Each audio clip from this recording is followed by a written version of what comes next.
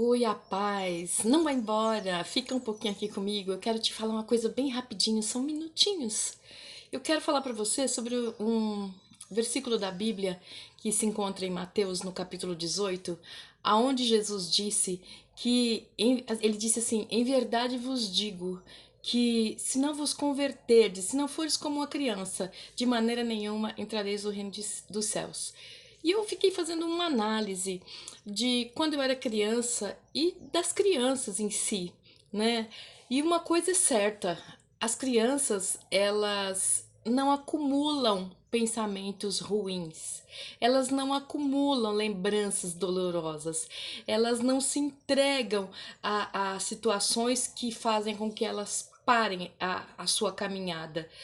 Se você analisar ou se lembrar, né, de alguma criança, de um filho, alguém que você viu dar os primeiros passos, quantas vezes aquela criança caiu?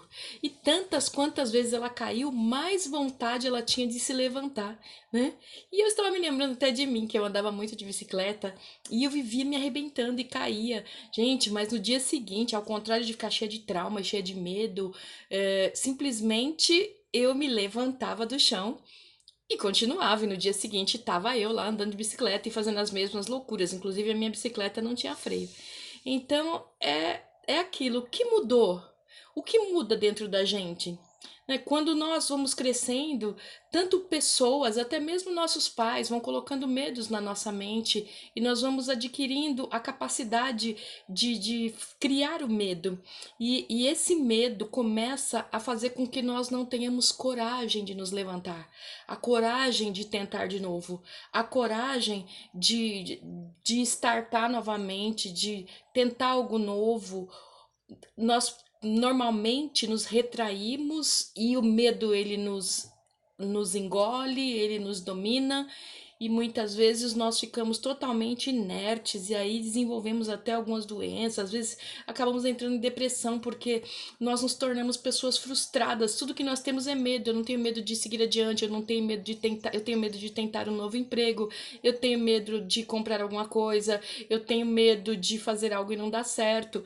Então eu já coloco na minha frente o medo. Quando Jesus ele disse, eu vou adiante de vós, né? Endireitarei os caminhos tortos, sou eu que vou, né? Ele te deu coragem e força. Então isto está dentro de você, né? Por isso que nós temos que ser como criança. A criança ela reage mesmo diante da dificuldade. A criança ela tenta de novo. A criança ela não vê maldade, ela não se acumula de cargas que não são dela, ela simplesmente vai adiante.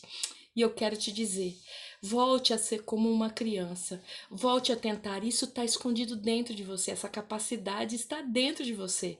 Não desista de você, não desista da sua vida, viu?